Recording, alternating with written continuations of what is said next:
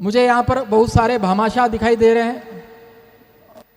कुछ प्रभावी भामाशाह है, कुछ भावी भामाशाह है, कुछ संभावी भामाशाह है।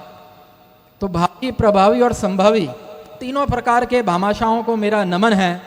हमारे वेदों में लिखा है शतहस्त समाहर सहस्त्र हस्त संकीरा। शतहस्त समाहर, कमाओ ऐसे कि जैसे आपके 100 हाथ हो, लेकिन वापस से शतहस्त समाहर सहस्त्र हस्त संकीरा, वापस से दान ऐसा दो कि जैसे आपके 1000 हाथ हो।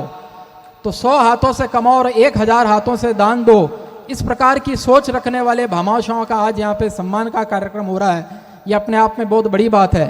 हालांकि कहा गया है कि दाहिने हाथ से दो तो बाएं हाथ को पता नहीं चले, लेकिन यहाँ पे भामाशाहों का सबका सम्मान का कार्यक्रम हो रहा है।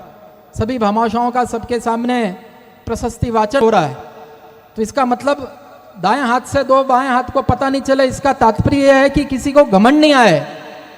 और मैं यहाँ देख रहा हूँ कि बड़ी विनम्रता के साथ में सारे भामाशाह आ रहे हैं।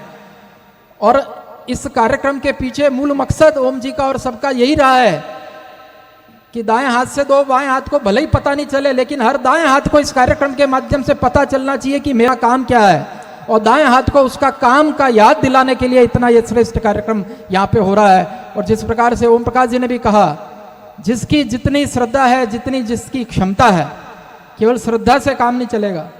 अगर किसी की क्षमता 1 रुपया देने की है और वो 1 रुपया देता है तो वो भी समाज के इस कार्यक्रम के अंदर योगदान दिया, बहुत बड़ा योगदान कहलाएगा उसका।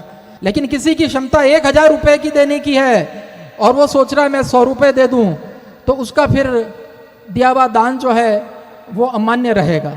इसलिए क्षमता के अनुसार दान देना है, क्षमता के अनुसार। शिक्षा का मंदिर ये बन रहा है। ये गुरु जंबेसर भगवान की जन्मस्थली पे बने मंदिर के बराबर का पुण्य लाभ यहाँ पर बनने वाले इस भवन से सबको होने वाला है। और इस भवन निर्माण के बाद में भी यहाँ पर विद्यार्थियों के लिए जितने प्रकार के सेवा का काम पड़ेगा, मैं उसके लिए हमेशा तैयार हूँ। आपके